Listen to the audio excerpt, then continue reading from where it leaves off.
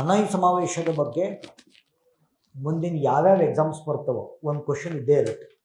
Extremely important, right? Okay, so ಇದು ಏನು ಅಂತ ನಾನು ಹೇಳೋಕ್ಕಿಂತ ಮುಂಚೆ let's start from the basics. Okay, ಬೇಸಿಕ್ಸಿಂದ ಶುರು ಮಾಡೋಣ. ಸರ್, ಈಗ ಇತ್ತೀಚೆಗೆ ಸೈಬರ್ ದಾಳಿ ಪ್ರಕರಣಗಳು ಜಾಸ್ತಿ ಆಗ್ತಿದವೋ ಇಲ್ವೋ? ಓಕೆ, ಸೈಬರ್ ಅಟ್ಯಾಕ್ಸ್ ಜಾಸ್ತಿ ಆಗ್ತದೆ. ಸೈಬರ್ ಅಟ್ಯಾಕ್ಸ್, ಸೈಬರ್ ದಾಳಿಗಳು. ಸರ್, ಸೈಬರ್ ಅಟ್ಯಾಕ್ಸ್ ಅಂದರೆ ಏನು? ವಾಟ್ ಈಸ್ ಸೈಬರ್ ದಾಳಿಗಳು ಅಂದರೆ ಕ್ಲಿಯರ್ ಕಟ್ಟಾಗಿ ಕೇಳಿಸ್ಕೊಳ್ಳಿ. ಓಕೆ ಸರ್, ಒಂದು ಪದ ಬರಿತೀನಿ, ಮಾಲ್ವೇರ್ ಅಂತ. ಓಕೆ, ಮಾಲ್ವೇರ್ ಅಂತಂದರೆ ಒಂದು ಕೆಟ್ಟ ಉದ್ದೇಶ ಇಟ್ಕೊಂಡು ಬರೆದಿರ್ತಕ್ಕಂಥ ಸಾಫ್ಟ್ವೇರ್. ಸಾಫ್ಟ್ವೇರ್ ಅಂದರೆ ಏನು? What is software? ಸೊ ಈಗ ನನಗೆ I am not A software engineer. Okay, ನನಗೆ ಏನು ಅನುಭವ ಗೊತ್ತಿದೆ ಅದನ್ನು ನಾನು ಹೇಳ್ತೀನಿ. ನಂದೇನಾದ್ರು ತಪ್ಪಿದರೆ ಇಂಜಿನಿಯರ್ಸ್ ಯಾರಾದರೂ ಕರೆಕ್ಟ್ ಮಾಡ್ಬೋದು, ಏನು ತೊಂದರೆ ಇಲ್ಲ. ನೋಡಿ, ನಮ್ಗೆ ಹೆಂಗೆ ಒಂದು ಭಾಷೆ ಇದೆಯಲ್ಲ, ಆ ಥರ ಕಂಪ್ಯೂಟರ್ಗೆ ಒಂದು ಭಾಷೆ ಇದೆ. ಅದನ್ನು ಸಿ ಲ್ಯಾಂಗ್ವೇಜ್ ಅಂತ ಕರೀತಾರೆ. ಓಕೆ, ನಾನು ತಪ್ಪಿದರೆ ಹೇಳಿ ದಯವಿಟ್ಟು. ಟೆಕ್ನಿಕಲ್ ಎಕ್ಸ್ಪರ್ಟ್ಸ್ ಇದ್ರೆ you can tell me. Okay, ಕಂಪ್ಯೂಟರ್ಗೆ ಒಂದು ಭಾಷೆ ಇದೆ, ಸಿ ಲ್ಯಾಂಗ್ವೇಜ್ ಅಂತ. ಓಕೆ, ಈ ಸಿ ಲ್ಯಾಂಗ್ವೇಜ್ ಬಳಸ್ಕೊಂಡು ಒಂದು ಪ್ರೋಗ್ರಾಮ್ ಬರೀತಾರೆ. ಪ್ರೋಗ್ರಾಮ್, ಆ ಪ್ರೋಗ್ರಾಮನ್ನೇ ನಾವು ಸಾಫ್ಟ್ವೇರ್ ಅಂತ ಕರೆಯೋದು. ಈಗ ಮೊಬೈಲ್ ವರ್ಕ್ ಆಗಬೇಕು ಅಂದರೆ ಸಾಫ್ಟ್ವೇರ್ ಬೇಕು. ಸಾಫ್ಟ್ವೇರ್ ಅಂದ್ರೆ ಏನು? ಸಿ ಲ್ಯಾಂಗ್ವೇಜ್ ಯೂಸ್ ಮಾಡ್ಕೊಂಡು ಒಂದು ಪ್ರೋಗ್ರಾಮ್ ಬರೆದಿರ್ತಾರೆ, ಅದೇ ಸಾಫ್ಟ್ವೇರ್. ಆ ಸಾಫ್ಟ್ವೇರ್, ಈಗ ಏನೋ ಒಂದು ಝೊಮ್ಯಾಟೊ ಯೂಸ್ ಮಾಡ್ತೀರಾ, ಸ್ವಿಗ್ಗಿ ಯೂಸ್ ಮಾಡ್ತೀರಾ, ಡನ್ಝೋ ಯೂಸ್ ಮಾಡ್ತೀರಾ, ರ್ಯಾಪಿಡೋ ಯೂಸ್ ಮಾಡ್ತೀರಾ, ಊಬರ್ ಅವೆಲ್ಲ ಸಾಫ್ಟ್ವೇರ್. ಒಂದು ಉದ್ದೇಶ ಇಟ್ಕೊಂಡು ಸಿ ಲ್ಯಾಂಗ್ವೇಜ್ ಯೂಸ್ ಮಾಡ್ಕೊಂಡು ಒಂದು ಪ್ರೋಗ್ರಾಮ್ ಬರೆದಿರ್ತಾರೆ. ಇದು ಹಿಂಗೆ ವರ್ಕ್ ಆಗಬೇಕು ಅಂತ ಒಂದು ಪ್ರೋಗ್ರಾಮ್ ಬರೆದಿರ್ತಾರೆ, ಅದ್ರ ಪ್ರಕಾರ ಅದು ವರ್ಕ್ ಆಗುತ್ತೆ, ಆಯಿತಾ? ಬಟ್ ಝೊಮ್ಯಾಟೊ ಆಗಲಿ, ಸ್ವಿಗ್ಗಿ ಆಗಲಿ, ಊಬರ್ ಆಗಲಿ ಒಳ್ಳೆ ಉದ್ದೇಶನೇ, ಕೆಟ್ಟ ಉದ್ದೇಶ. ಬಟ್ ಒಂದು ಕೆಟ್ಟ ಉದ್ದೇಶ ಇಟ್ಕೊಂಡು ಬರೆದಿರ್ತಾರೆ. ಓಕೆ, ಒಂದು ಕೆಟ್ಟ ಉದ್ದೇಶ ಇಟ್ಕೊಂಡು ಬರೆದಿದ್ರೆ ಅಂಥ ಸಾಫ್ಟ್ವೇರ್ಸನ್ನು ನಾವು ಮಾಲ್ವೇರ್ ಅಂತ ಕರಿತೀವಿ. ಓಕೆ, ಮಲಿಷಿಯಸ್ ಸಾಫ್ಟ್ವೇರ್ ಅಂತ, ಆಯಿತಾ? ಈಗ ಫಾರ್ ಎಕ್ಸಾಂಪಲ್, ಇವರು ಒಂದು ಸಾಫ್ಟ್ವೇರ್ ಇವ್ರಿಗೆ ಕಳಿಸ್ತೀನಿ. ನಿಮ್ಮ ಹೆಸರು? ಉಮಾಶ್ರೀ. ಓಕೆ, ಒಂದು ಸಾಫ್ಟ್ವೇರ್ ಇವ್ರಿಗೆ ಕಳಿಸ್ತೀನಿ. ಇವ್ರು ಅದನ್ನು ಲ್ಯಾಪ್ಟಾಪ್ ಇನ್ಸ್ಟಾಲ್ ಮಾಡ್ಕೊಂಡಿದ್ದ ತಕ್ಷಣ ಇವ್ರದ್ದು ಎಂಟರ್ ಲ್ಯಾಪ್ಟಾಪ್ ಹ್ಯಾಕ್ ಆಗಿಬಿಡುತ್ತೆ. ಅಂಥ ಸಾಫ್ಟ್ವೇರ್ ಬರ್ದಿರ್ತೀವಿ. ಈ ಥರ ಕೆಟ್ಟ ಉದ್ದೇಶ ಇಟ್ಕೊಂಡು ಬರ್ದಿರೋಂಥ ಸಾಫ್ಟ್ವೇರ್ಸನ್ನು ಮಾಲ್ವೇರ್ ಅಂತ ಕರೀತೀವಿ, ಆಯಿತಾ? ಪ್ಲೀಸ್. ಓಕೆ, ನೋಡಿ, ನೀವೀಗ ಸ್ಕೂಲ್ ಡೇಸಲ್ಲಿ ಯಾರು ಕಾಪಿ ಹೊಡಿತಾ ಇದ್ರೆ ಮಾಲ್ ಪ್ರಾಕ್ಟೀಸ್ ಅನ್ನೋದು. ಊಟ ತಿಂಡಿ ಸರಿ ಮಾಡ್ತಿಲ್ಲ ಅಂದರೆ ಮಾಲ್ ನ್ಯೂಟ್ರಿಷನ್ ಅಂತ. ಹಂಗೆ ಕೆಟ್ಟ ಸಾಫ್ಟ್ವೇರ್ ಇದ್ದರೆ ಮಾಲ್ವೇರ್, ಆಯಿತಾ? ಸರಿ, ಒಂದು ಮಾಲ್ವೇರ್ ಇಟ್ಕೊಂಡು, ಸರ್, ಒಂದು ಮಾಲ್ವೇರ್ ಇಟ್ಕೊಂಡು ನೀವೊಂದು ಕಂಪ್ಯೂಟರ್ಗಳ ಮೇಲೆ ದಾಳಿ ಮಾಡಿದರೆ, ಅಥವಾ ಕಂಪ್ಯೂಟರ್ ನೆಟ್ವರ್ಕ್ಗಳ ಮೇಲೆ ದಾಳಿ ಮಾಡಿದರೆ, ಅಥವಾ ಸರ್ವರ್ಗಳ ಮೇಲೆ ದಾಳಿ ಮಾಡಿದರೆ, this attack is called as cyber. ಆಯಿತಾ? ಸರ್, ಮಾಲ್ವೇರ್ಸ್ ಯೂಸ್ ಮಾಡ್ಕೊಂಡು ಇನ್ನೊಬ್ಬರ ವೈಯಕ್ತಿಕ ಇನ್ಫಾರ್ಮೇಷನ್, ಪರ್ಸನಲ್ ಇನ್ಫಾರ್ಮೇಷನ್ನ ಕದಿಯುವಂಥ ಪ್ರಯತ್ನ ಮಾಡಿದರೆ that activity is called as phishing. That activity is called as phishing, ಆಯಿತಾ? ಸೊ ಮಾಲ್ವೇರ್ಸ್ ಯೂಸ್ ಮಾಡ್ಕೊಂಡು ಇನ್ನೊಬ್ಬರ ವೈಯಕ್ತಿಕ ಮಾಹಿತಿಯನ್ನು ಕದಿಯುವಂಥ ಪ್ರಯತ್ನ ಮಾಡಿದರೆ, ಕಾನ್ಫಿಡೆನ್ಷಿಯಲ್ ಇನ್ಫಾರ್ಮೇಷನ್ನ ಹ್ಯಾಕ್ ಮಾಡುವಂಥ ಪ್ರಯತ್ನ ಮಾಡಿದರೆ that activity is called as phishing activity. ಸರಿ, ಈ ಮಾಲ್ವೇರ್ಸ್ ಹೆಂಗೆ ವರ್ಕ್ ಮಾಡ್ತವೆ ಅಂತ ನಿಮಗೊಂದು ಐಡಿಯಾ ಕೊಡ್ತೇವೆ. ಓಕೆ, ಈ ಮಾಲ್ವೇರ್ಸಲ್ಲಿ ಬೇರೆ ಬೇರೆ ಥರ ಮಾಲ್ವೇರ್ಸ್ ಇದಾವೆ, ತುಂಬ ಎಕ್ಸಾಂಪಲ್ಸ್ ಇದಾವೆ. ಫಾರ್ ಎಕ್ಸಾಂಪಲ್, ವೈರಸ್ ಒಂದು ಎಕ್ಸಾಂಪಲ್ ಕೊಡ್ಬೋದು. ಓಕೆ, ಸ್ಪೈವೇರ್ ಅಂತ ಇರ್ತವೆ. ಓಕೆ, ಅಥವಾ ರ್ಯಾನ್ಸಮ್ ವೇರ್ ಅಂತ ಬರ್ತವೆ, ರ್ಯಾನ್ಸಮ್ ವೇರ್, ಅಥವಾ ಟ್ರೋಜನ್ಸ್ ಅಂತಿದ್ದಾವೆ, ಟ್ರೋಜನ್ಸ್ ಅಂತ, ಅಥವಾ ವರ್ಮ್ಸ್ ಅಂತಿದ್ದಾವೆ. ಇದೆಲ್ಲ ಡಿಫ್ರೆಂಟ್ ಕೈಂಡ್ಸ್ ಆಫ್ ಮಾಲ್ವೇರ್ ಇವೆಲ್ಲ. Okay, different kinds of malware. ಏನೋ ಒಂದು 3 ತೊಗೊಂಡು ಎಕ್ಸಾಂಪಲ್ ಕೊಡ್ತೀನಿ ನಿಮಗೆ, ಸೊ ದಟ್ ಹೆಂಗೆ ವರ್ಕ್ ಆಗುತ್ತೆ ಅಂತ ಐಡಿಯಾ ಬರುತ್ತೆ. ಸರಿ, ಈಗ ನೀವು ಯೂಟ್ಯೂಬಲ್ಲಿ ಏನೋ ಗೂಗಲ್ ಏನೋ ಹುಡುಕ್ತಾ ಇದ್ದೀರಾ, ಒಂದು ಆ್ಯಡ್ ಬಂತು, download current affairs notes for free ಅಂತ ಬಂತು ಒಂದು ಆ್ಯಡ್, ಆಯಿತಾ? ಯೂಶ್ವಲಿ ನಾವೇನು ಮಾಡ್ತೀವಿ, ಡೌನ್ಲೋಡ್ ಮಾಡ್ತೀವಿ, ನೋಡೋಣ ತೆಗ್ದು ಏನಿದೆ ಅಂತ. ಸೊ ಆ ಫೈಲ್ ಜೊತೆಗೆ ಒಂದು ಮಾಲ್ವೇರ್ ಅಟ್ಯಾಚ್ ಆಗಿರುತ್ತೆ. ಓಕೆ, ಫಾರ್ ಎಕ್ಸಾಂಪಲ್, ನಾನು ಆ ಫೈಲ್ ಜೊತೆಗೆ ನೋಡಿ ಇಲ್ಲಿ ಈ ಸ್ಪೈವೇರ್ ಅಟ್ಯಾಚ್ ಮಾಡಿರ್ತೀನಿ. ಓಕೆ, ಈ spyware is A kind of malware. ಆಯಿತಾ? ಈ ಸ್ಪೈವೇರ್ ಏನು ಮಾಡುತ್ತೆ ಅಂತಂದರೆ, ದಿನ ಬೆಳಗ್ಗೆ ನೀವು ಮೊಬೈಲಲ್ಲಿ ಅದು PDF ಡೌನ್ಲೋಡ್ ಆಯ್ತಲ್ಲ, ಸ್ಪೈವೇರ್ ಡೌನ್ಲೋಡ್ ಆಗಿಬಿಡುತ್ತೆ. ಡೌನ್ಲೋಡ್ ಆಗಿ ನಿಮ್ಮ ಮೊಬೈಲ್ ತುಂಬ ಆವರಿಸ್ಕೊಂಡು ದಿನ ಬೆಳಗ್ಗೆ ನೀವು ಗೂಗಲಲ್ಲಿ ಏನೇನು ಸರ್ಚ್ ಮಾಡ್ತೀರಾ ಅಂತ ನೋಡ್ತಾ ಇರುತ್ತೆ.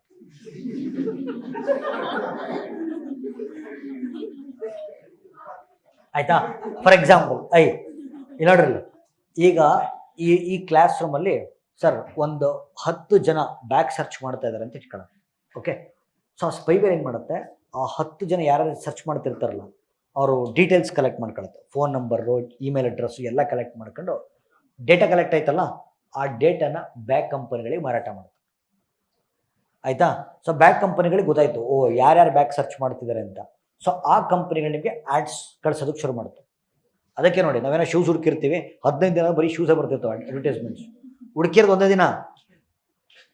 ಆಯಿತಾ? ಈ ಥರ ಸ್ಪೈವೇರ್ಗಳನ್ನು ಬಿಟ್ಟು ಡೇಟಾ ಕಲೆಕ್ಟ್ ಮಾಡ್ಕೊಂಡು ಅದನ್ನು ಮಾರಿ ಜೀವನ ಮಾಡ್ತಾರೆ. This is also called a cyber attack. ಇದು ಒಂದು. ಇನ್ನೊಂದು ವೈರಸ್. ಹೆಂಗೆ ನೋಡಿ, ವೈರಸ್ಸು ಈಗ ನಾವು ಹೇಳ್ತೀವಿ, ಏನೋ ಒಂದೊಂದು ಸತಿ ಮೊಬೈಲು ಸಿಕ್ಕಾಪಟ್ಟೆ ಹ್ಯಾಂಗ್ ಆಗ್ತಿರುತ್ತೆ. ಓಕೆ, ಮೊಬೈಲ್ ವರ್ಕ್ ಆಗ್ತಿರಲ್ಲ. ಓಕೆ, ಫುಲ್ ವೈರಸ್ ಅಟ್ಯಾಕ್ ಆಗಿದೆ ಅಂತ ಹೇಳ್ತೀವಿ. ವೈರಸ್ ಏನು ಮಾಡುತ್ತೆ, ಇಡೀ ನಿಮ್ಮ ಮೊಬೈಲ್ನ ಆವರಿಸ್ಕೊಂಡು ಓಕೆ ಬೇರೆ ಆ್ಯಪ್ಸನ್ನು ರನ್ ಮಾಡೋಕ್ಕೆ ಬಿಡಲ್ಲ, ಬೇರೆ ಸಾಫ್ಟ್ವೇರ್ಸನ್ನು ರನ್ ಮಾಡೋಕ್ಕೆ ಬಿಡಲ್ಲ, ಸಿಸ್ಟಮ್ನ ಸ್ಲೋ ಮಾಡುತ್ತೆ. ಅವಾಗ ನೀವೇನು ಮಾಡ್ತೀರಾ, ವೈರಸ್ ಅಟ್ಯಾಕ್ ಆಗಿದೆ ಅಂತ ಅಂಗಡಿಗೆ ಹೋಗಿ ಆ್ಯಂಟಿವೈರಸ್ ಬೈ ಮಾಡ್ತೀರಾ. ಆ್ಯಂಟಿವೈರಸ್ ಸರ್, ಆ್ಯಕ್ಚುಲಿ ವೈರಸ್ಗಳನ್ನು ಬಿಡದೆ ಆ್ಯಂಟಿವೈರಸ್ ಕಂಪ್ನಿಗಳು ವ್ಯಾಪಾರ ಆಗಬೇಕಲ್ಲವು. Yes or no? ವೈರಸ್ಗಳನ್ನು ಬಿಡದೆ ಆ್ಯಂಟಿವೈರಸ್ ಕಂಪ್ನಿಗಳು ಈ ರೀತಿ ಕೆಲಸ ಮಾಡುತ್ತೆ. ಈಗ ವರ್ಮ್ಸ್ ಅಂತಿದೆ, ವರ್ಮ್ಸ್ ಅಂತ ಇವು ಇನ್ನೊಂದು ಥರ. ಫಾರ್ ಎಕ್ಸಾಂಪಲ್, ಇವ್ರದ್ದು ಲ್ಯಾಪ್ಟಾಪಲ್ಲಿ ಏನೋ ಕಾನ್ಫಿಡೆನ್ಷಿಯಲ್ ಡಾಕ್ಯುಮೆಂಟ್ ಇದೆ. Okay, so important site documents, ಜಮೀನು ಏನೋ ಇದ್ದಾವೆ, ಅದನ್ನು ನಾನೊಂದು ಫೈಲ್ ಕಳಿಸ್ತೀನಿ, ಇವ್ರಿಗೆ ಕರೆಂಟ್ ಅಫೇರ್ಸ್ ನೋಟ್ಸ್ ಕಳಿಸ್ತೀನಿ, ಇವ್ರು ಡೌನ್ಲೋಡ್ ಮಾಡ್ತಾರೆ. ಜೊತೆಗೆ ವರ್ಮ್ಸು ಡೌನ್ಲೋಡ್ ಆಗಿಬಿಡುತ್ತೆ. ಇವ್ರ ಲ್ಯಾಪ್ಟಾಪಲ್ಲಿ ಇರ್ತಕ್ಕಂಥ ಎಲ್ಲ ಫೈಲ್ಸನ್ನು, ಅಂದರೆ ಸಾಫ್ಟ್ವೇರ್ಸನ್ನು, ಪ್ರೋಗ್ರಾಮ್ಸನ್ನು ತಿಂದಾಕ್ಬಿಡುತ್ತೆ. ಅವ್ರು ನೆಕ್ಸ್ಟ್ ಟೈಮ್ ಆ ಫೈಲ್ ಓಪನ್ ಮಾಡೋಕೆ ಹೋದರೆ ಅಲ್ಲಿ ಬರ್ತಾ ಇರುತ್ತೆ, file is not opening, it is corrupted ಅಂತ. ಅದರ ವರ್ಮ್ಸ್ ತಿಂದಾಕಿದೆ ಅಂತ. ಓಕೆ, ಸೊ ಈ ರೀತಿ ಮಾಲ್ವೇರ್ಗಳನ್ನು ಬಳಸಿ ಸೈಬರ್ ಅಟ್ಯಾಕ್ ಮಾಡ್ತಾರೆ. ಆಯಿತಾ? ಮಾಲ್ವೇರ್ಗಳನ್ನು ಬಳಸಿ ಸೈಬರ್ ಅಟ್ಯಾಕ್ ಮಾಡ್ತಾರೆ. ಹಾಗಾದರೆ ಸರ್, ಈಗ ನೋಡಿ, ಸೈಬರ್ ದಾಳಿಗಳನ್ನು ತಡೆಗಟ್ಟುವಂಥ ಭಾರತ ಸರ್ಕಾರ ಮತ್ತು ಜಾಗತಿಕ ಪ್ರಯತ್ನಗಳನ್ನು ನೋಡೋಣ. Okay, listen here. Okay, so cyber ದಾಳಿಗಳ ಕುರಿತಂತೆ ಅರ್ಥ ಆಯ್ತಾ ಇಲ್ಲ? ಸೈಬರ್ ಅಟ್ಯಾಕ್ ಅಂದರೆ ಎಸ್ ಆರ್ ನೋ? ಸೈಬರ್ ದಾಳಿಗಳ ಕುರಿತಂತೆ ಜನಜಾಗೃತಿಯನ್ನು ಮೂಡಿಸಲು ಭಾರತ ಸರ್ಕಾರ ತಂದಿರುವಂಥ ಅಭಿಯಾನ ಸೈಬರ್ ಸುರಕ್ಷಿತ್ ಭಾರತ್ ಇನಿಷಿಯೇಟಿವ್. ಆಯಿತಾ? ಈಗ ಇನ್ನೊಂದು ಸರ್, ಈಗ ಯಾರೋ ಒಂದು ಪಾಕಿಸ್ತಾನದಾಗ ಒಬ್ಬ ಯೂಟ್ಯೂಬ್ ಲೈವ್ ಹೋದ ಅಂತ ಇಟ್ಕ, ಟೆರರಿಸ್ಟ್, ಅದು ಭಾರತದಲ್ಲಿ ತೋರಿಸುತ್ತಾ? ಪಾಕಿಸ್ತಾನದಲ್ಲಿ ಯಾರೋ ಉಗ್ರಗಾಮಿಗಳು ವಿಡಿಯೋ ಮಾಡಿ ಯೂಟ್ಯೂಬಲ್ಲಿ ಬಿಟ್ಟರೆ ಭಾರತದಲ್ಲಿ ತೋರಿಸುತ್ತಾ ಅದು? ಆಯಿತಾ? ಯಾಕೆ ಅಂದರೆ ಅದಕ್ಕೆ ಒಂದು ಸಂಸ್ಥೆ ಇದೆ. Okay, national cyber security coordination centre ಅಂತ. ಇವ್ರೇನು ಮಾಡ್ತಾರೆ ಅಂದರೆ, ಭಾರತದ ಗಡಿ ಒಳಗೆ ಏನು ಮೆಟಾ ಇಂಟರ್ನೆಟ್ ಬರುತ್ತೆ, ದೊಡ್ಡ ಪ್ರಮಾಣದಲ್ಲಿ ಇಂಟರ್ನೆಟ್ ಬರುತ್ತೆ, ಅವೆಲ್ಲವನ್ನು ಫಿಲ್ಟರ್ ಮಾಡಿ, ಓಕೆ, ಕಟ್ ಮಾಡಿ, ದೇಶದ ಆಂತರಿಕ ಭದ್ರತೆಗೆ ಚ್ಯುತಿ ಬರದಂತೆ ಇಂಟರ್ನೆಟ್ಟನ್ನು ಫಿಲ್ಟರ್ ಮಾಡ್ತಾರೆ. ಅದಕ್ಕೆ ಅಂತಲೇ ಒಂದು ರಾಷ್ಟ್ರೀಯ ಸಂಸ್ಥೆ ಇದೆ. ಓಕೆ, ಸರಿ, ಯಾವ್ಯಾವ ಫೈಲು ಡೌನ್ಲೋಡ್ ಮಾಡ್ಕೊಂಬಿಟ್ಟು ಮೊಬೈಲ್ ಫುಲ್ಲು ಮಾಲ್ವೇರ್ಗಳು ತುಂಬ್ಕೊಂಬಿಟ್ಟಿದ್ದಾವೆ ಸರ್, ಕ್ಲೀನ್ ಮಾಡ್ಕೋಬೇಕಲ್ಲ ಸರ್. ಓಕೆ, ಅದಕ್ಕೆ ಅಂತಲೇ ಒಂದು ವೆಬ್ಸೈಟ್ ಇದೆ, ಸೈಬರ್ ಸ್ವಚ್ಛತಾ ಕೇಂದ್ರ ಅಂತ. ಈ ವೆಬ್ಸೈಟ್ಗೆ ಹೋಗ್ಬೋದು, ನಿಮ್ಮ ಮೊಬೈಲ್ ಫ್ಲ್ಯಾಶ್ ಮಾಡ್ಕೋಬೋದು. ನಿಮ್ಮ ಮೊಬೈಲ್ ಅಂಗಡಿಗೆ ಹೋಗಿ ಫ್ಲ್ಯಾಶ್ ಮಾಡಿಸ್ತಿರಲ್ಲಪ್ಪ, ನೀವೇ ಮಾಡ್ಕೋಬೋದು. Cyber Swachhta Kendra, you can remove all the malwares. Okay, next ಈಗ ಆಯಿತು. ಬಟ್ ಕೆಲವೊಂದು ಸೀರಿಯಸ್ ಸೈಬರ್ ಅಟ್ಯಾಕ್ ಆಗ್ತವೆ. ಫಾರ್ ಎಕ್ಸಾಂಪಲ್, ಇವ್ರ ಅಕೌಂಟಲ್ಲಿ ಒಂದು 10 ಲಕ್ಷ ರೂಪಾಯಿ ದುಡ್ಡಿತ್ತು, ಹ್ಯಾಕ್ ಮಾಡಿಬಿಡೋದು. ಆಯಿತಾ? ಇಂಥ ಸೀರಿಯಸ್ ಸೈಬರ್ ಕ್ರೈಮ್ಸ್ ಆದಾಗ ನಿಮಗೆ ತುರ್ತಾಗಿ ಸ್ಪಂದಿಸಲು ಒಂದು ರಾಷ್ಟ್ರೀಯ ಸಂಸ್ಥೆ ಇದೆ. So computer emergency response team India, CERT In ಅಂತ ಕರಿತೀವಿ. ಆಯ್ತಾ? ಹಾಗೆ ಸೈಬರ್ ದಾಳಿಗಳನ್ನು ತಡೆಗಟ್ಟುವಂಥ ಭಾರತ ಸರ್ಕಾರದ ಅಥವಾ ಸೈಬರ್ ಸುರಕ್ಷತೆಯನ್ನು ನೀಡುವಂಥ ಭಾರತ ಸರ್ಕಾರದ ಕಾಯ್ದೆಗಳು IT Act 2000, personal data protection bill 2019. Cyber ದಾಳಿಗಳನ್ನು ತಡೆಗಟ್ಟುವ ಜಾಗತಿಕ ಸಂಸ್ಥೆ ಅಂತಾರಾಷ್ಟ್ರೀಯ ದೂರಸಂಪರ್ಕ ಒಕ್ಕೂಟ. ಆಯಿತಾ, ಇವೆಲ್ಲ ಚಿಕ್ಕ ಪುಟ್ಟವಿದ್ವು. ಆದರೆ ಓಕೆ, ಸೊ ಇವತ್ತು ತಂತ್ರಜ್ಞಾನದ ಯುಗದಲ್ಲಿ ಓಕೆ, ತಂತ್ರಜ್ಞಾನದ ಯುಗದಲ್ಲಿ ಸೈಬರ್ ದಾಳಿಗಳನ್ನು ತಡೆಗಟ್ಟುವಂಥ ಜಗತ್ತಿನ ಮೊಟ್ಟ ಮೊದಲ ಸಮಾವೇಶ ಹನೋಯ್ ಸಮಾವೇಶ.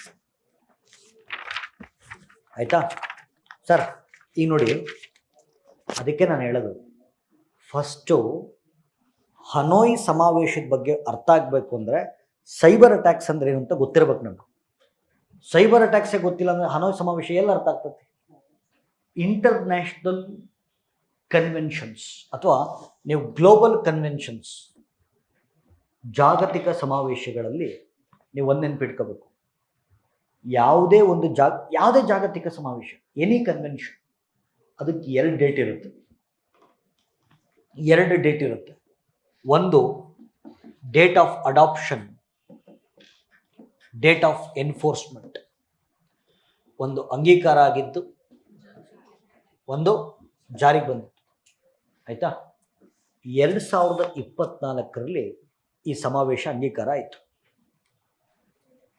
ಆಯಿತಾ, ಪ್ಲೀಸ್ ಕೇಳಿಸ್ಕೊಳ್ಳಿ, ನಾನು ಕೆಲವೊಂದು ಫ್ಯಾಕ್ಟ್ಸ್ ಹೇಳ್ತೀನಿ.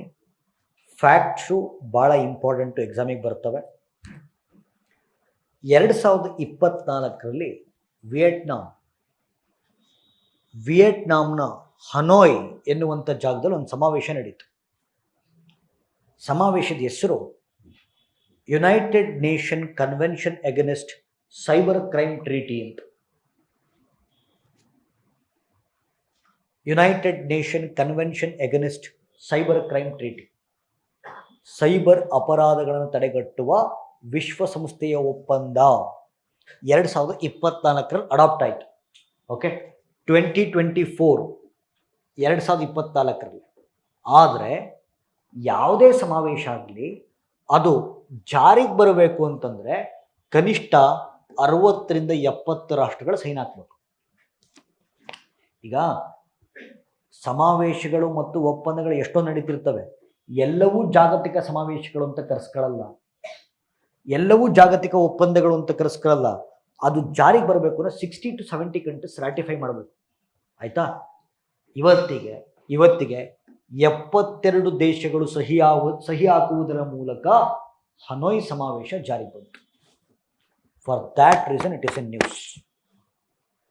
ಅಂಡ್ ನೋಡಿಲಿ, United Nation Convention Against Cyber Crime Treaty, ಆಯಿತಾ, ಇದು ಸೈಬರ್ ದಾಳಿಗಳನ್ನು ತಡೆಗಟ್ಟುವ ಜಗತ್ತಿನ ಮೊಟ್ಟ ಮೊದಲ ಒಪ್ಪಂದ. ಸೈಬರ್ ದಾಳಿಗಳನ್ನು ತಡೆಗಟ್ಟುವ ಜಗತ್ತಿನ ಮೊಟ್ಟ ಮೊದಲ ಒಪ್ಪಂದ. ಓಕೆ, ಇನ್ನೊಂದ್ಸತಿ ರಿಪೀಟ್ ಮಾಡ್ತೀನಿ, United Nation Convention Against Cyber Crime treaty ಅಥವಾ ಹನೋಯ್ ಟ್ರೀಟಿ ಅಂತ ಕರಿತೀವಿ. ಭಾಳ ಇಂಪಾರ್ಟೆಂಟ್. ಆಯಿತಾ, ಒಂದು. ಎರಡನೇ ಪಾಯಿಂಟು, ಸರ್, ಅಂತಾರಾಷ್ಟ್ರೀಯ ಸಮಾವೇಶಗಳು ಮತ್ತು ಒಪ್ಪಂದಗಳಲ್ಲಿ ಗ್ಲೋಬಲ್ ಕನ್ವೆನ್ಷನ್ಸ್ ಮತ್ತು ಅಗ್ರಿಮೆಂಟ್ಸಲ್ಲಿ ಎರಡು ಥರ ಇದಾವೆ. ಒಂದು ಲೀಗಲಿ ಬೈಂಡಿಂಗ್ ಅಂತ, ಇನ್ನೊಂದು ನಾನ್ ಲೀಗಲಿ ಬೈಂಡಿಂಗ್ ಅಂತ. ಓಕೆ, ಕಾನೂನಾತ್ಮಕವಾಗಿ ಬಂಧಿಸುವ ಒಪ್ಪಂದಗಳು, ಕಾನೂನಾತ್ಮಕವಾಗಿ ಬಂಧಿಸದ ಒಪ್ಪಂದಗಳು ಅಂತ. ಸರ್, ನೀವೇನಾದರೂ ಒಂದು ದೇಶವಾಗಿ ಲೀಗಲಿ ಬೈಂಡಿಂಗ್ ಟ್ರೀಟಿಗಳನ್ನು ಸೈನ್ ಮಾಡಿದ್ರೆ ಅವ್ರು ಏನು ಹೇಳಿದ್ರು ನೀವು ಕೇಳಲೇಬೇಕು. ಅಕಸ್ಮಾತ್ ಕೇಳಿಲ್ಲ ಅಂದರೆ ಪನಿಷ್ಮೆಂಟ್ ಕೊಡ್ತಾರೆ, ಪೆನಾಲ್ಟಿ ಹಾಕ್ತಾರೆ, ಸ್ಯಾಂಕ್ಷನ್ಸ್ ಹಾಕ್ತಾರೆ. ಬಟ್ ನಾನ್ ಲೀಗಲಿ ಬೈಂಡಿಂಗ್ ಟ್ರೀಟೀಸನ್ನು ನೀವು ಏನೋ ವೈಲೇಟ್ ಮಾಡಿದ್ರು ಕೂಡ ಪನಿಷ್ಮೆಂಟ್ ಏನು ಬೀಳಲ್ಲ. ಆದರೆ ಇದು ಅತ್ಯಂತ ಪವರ್ಫುಲ್ ಆಗಿರುವಂಥ ಲೀಗಲಿ ಬೈಂಡಿಂಗ್ ಟ್ರೀಟಿ ಇದು. ಓಕೆ, ಅತ್ಯಂತ ಪವರ್ಫುಲ್ ಆಗಿರುವಂಥ ಲೀಗಲಿ ಬೈಂಡಿಂಗ್ ಟ್ರೀಟಿ, ರೈಟ್? ಹಾಗಾದರೆ ರೀಸನ್ ಏನು? ಓಕೆ, ಈ ಒಪ್ಪಂದ, ಹನೋಯ್ ಒಪ್ಪಂದದ ಬಗ್ಗೆ ನಾವೇನು ಮಾತಾಡ್ತಾ ಇದ್ದೀವಿ, ಯಾವ್ಯಾವ ಅಪರಾಧಗಳನ್ನು ಸೈಬರ್ ಅಪರಾಧ ಅಂತ ಪರಿಗಣಿಸುತ್ತೆ, ಯಾವ ಅಪರಾಧಗಳನ್ನು ಸೈಬರ್ ಅಪರಾಧಗಳೆಂದು ಪರಿಗಣಿಸುತ್ತೆ. ಓಕೆ, ಎಸ್, ನೋಡಿ, ಓಕೆ, ನೀವು ಕಂಪ್ಯೂಟರ್ಸ್ ಯೂಸ್ ಮಾಡ್ಕೊಂಡು, ಓಕೆ, ಸೈಬರ್ ಅಂದರೆ ಕಂಪ್ಯೂಟರ್ ಅಂತ, ಓಕೆ, ಕಂಪ್ಯೂಟರ್ ಯೂಸ್ ಮಾಡ್ಕೊಂಡು ಸರ್ ಏನಾದ್ರು ಹ್ಯಾಕಿಂಗ್ ಮಾಡೋದು. ಹ್ಯಾಕಿಂಗ್ ಅಂದ್ರೇನು? ಅನ್ಆಥರೈಸ್ಡ್ ಆಕ್ಸೆಸ್, ಅನಧಿಕೃತವಾಗಿ ನೀವು ಯಾರ್ದಾರು ಆಕ್ಸೆಸ್ ತಗೊಂಡ್ರೆ that is called hacking. Hacking ಮಾಡಿದ್ರೆ ಅಥವಾ ಯಾರಾದ್ರು ಡೇಟಾ ಕದ್ರೆ ಅದು ಸೈಬರ್ ಅಪರಾಧ. ಜೊತೆಗೆ ಆನ್ಲೈನ್ ಫ್ರಾಡ್. ನೋಡಿ ಒಂದ್ಸತಿ ಏನೋ ಹುಡುಕ್ತಾ ಇರ್ತೀವಿ ಗೂಗಲಲ್ಲಿ, ಏನೋ ಶೂಸ್ ಏನೋ ಹುಡುಕ್ತಾ ಇರ್ತೀವಿ. ಓಕೆ, ಶೂಸ್ ಬುಕ್ ಮಾಡ್ತೀವಿ, ಅವರು ಕ್ಯಾಶ್ ಆನ್ ಡೆಲಿವರಿ ಇಲ್ಲ, ಪೇ ಮಾಡಲೇಬೇಕು ಅಂತಾರೆ. ನಾವು ಪೇ ಮಾಡ್ತೀವಿ, ಶೂಸ್ ಬರೋದೇ ಇಲ್ಲ. ಇರೋ ತಗೊಂಡು ಅದನ್ನೇ ಹೊಡ್ಕೋಬೇಕು ಅನ್ನಂಗೆ ಯಾರ್ದು ಬುಕ್ ಮಾಡಿ ತಪ್ಪಿ. ಆನ್ಲೈನ್ ಫ್ರಾಡ್ ಅಂತಾರೆ ಇದನ್ನೆಲ್ಲ. Okay, online fraud. Okay, next sir, ಇದು ಭಾಳ ಕೆಲವೊಂದು ಗಂಭೀರವಾದ ಅಪರಾಧಗಳಿವೆ. ಯಾವ್ಯಾವ ಸೈಬರ್ ಅಪರಾಧಗಳು? ಒಂದು, ಡೇಟಾ ಕದಿಯೋದು. ಎರಡನೇದು, ಹ್ಯಾಕಿಂಗ್ ಮಾಡೋದು. ಮೂರನೇದು, ಆನ್ಲೈನ್ ಫ್ರಾಡು. ನಾಲ್ಕನೇದು, ನೀವು ಯಾರ ಜೊತೆನಾದರೂ ಲೈಂಗಿಕ ಸಂಪರ್ಕದಲ್ಲಿದ್ದು, ಓಕೆ, ಅದ ಚಿತ್ರಗಳು ವಿಡಿಯೋಗಳು ಇಟ್ಕೊಂಡಿದ್ದು, ಆಯಿತಾ, ಅವ್ರ ಪರ್ಮಿಷನ್ ಇಲ್ದಲೆ ಅದನ್ನು ಪಬ್ಲಿಸೈಸ್ ಮಾಡಿದ್ರೆ that is also called cyber crime. Example ನಾನು ಹೇಳೋ ಅವಶ್ಯಕತೆ ಇಲ್ಲ, ಗೊತ್ತು.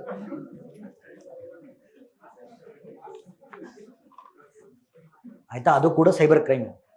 ಆಯಿತಾ, ಪ್ಲೀಸ್. ಆ್ಯಂಡ್ ಇನ್ನೊಂದು ಹೇಳ್ತೀನಿ ನೋಡಿ, ಸಮ್ಮತಿ ಇಲ್ಲದೆ ಪ್ಲೀಸ್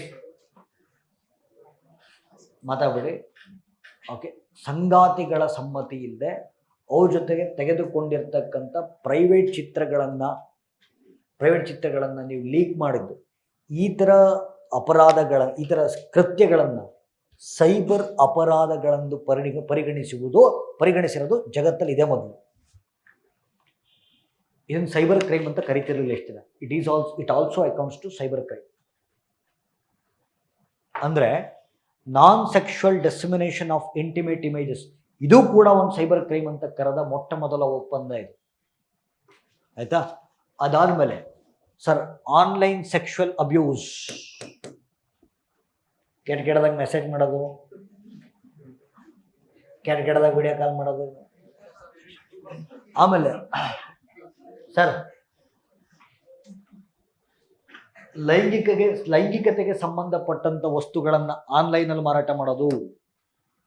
ಇವೆರಡು ಪದ ನಾನು ಎಕ್ಸ್ಪ್ಲೈನ್ ಮಾಡೋಕ್ಕಾಗಲ್ಲ, ನೀವೇ ಗೂಗಲ್ ಮಾಡ್ಕೊಳ್ಳಿ. ಆಮೇಲೆ ಇಷ್ಟೇ ನನ್ನ ಕೈಲಾಗೋದು. ಓಕೆ, ಸಾಲಿಸಿಟೇಷನ್ ಮತ್ತು ಗ್ರೂಮಿಂಗ್. ನೀವು ಆ್ಯಸ್ ಇಟ್ ಈಸ್ ಸಾಲಿಸಿಟೇಷನ್ ಮತ್ತು ಗ್ರೂಮಿಂಗ್ನ ನೀವು ಗೂಗಲ್ ಮಾಡಿದ್ರೆ ಇಟ್ ವಿಲ್ ಕಮ್. ಅವು ಕೂಡ ಸೈಬರ್ ಅಪರಾಧಗಳು. ಆಯಿತಾ, ಸೊ ಇವೆಲ್ಲ ಅಪರಾಧಗಳಂತ ನಾವು ಪರಿಗಣಿಸ್ತೀವಿ. Okay, so this is regarding. ಆಮೇಲೆ ಒಂದು ನಿಮಿಷ. ಓಕೆ ಸರ್, ಈ ಸಮಾವೇಶವನ್ನು ನಾನೇನು ಮಾತಾಡ್ತಿದ್ದೀನಲ್ಲ, ಹನೋಯ್ ಸಮಾವೇಶ ಅಥವಾ United Nation Convention Against Cyber Crime treaty ಇದೆಯಲ್ಲ, ಇದನ್ನು ಅನುಷ್ಠಾನಗೊಳಿಸುವ, ಇಂಪ್ಲಿಮೆಂಟ್ ಮಾಡತಕ್ಕಂಥ ವಿಶ್ವಸಂಸ್ಥೆಯ ಸಂಸ್ಥೆ ಯಾವುದು? United nation office on drugs and crime. ಇದು ಈ ಸಮಾವೇಶವನ್ನು ಅನುಷ್ಠಾನಗೊಳಿಸುವಂಥ ವಿಶ್ವಸಂಸ್ಥೆಯ ಸಂಸ್ಥೆ. Okay, this is regarding Hanoi ಸಮಾವೇಶ.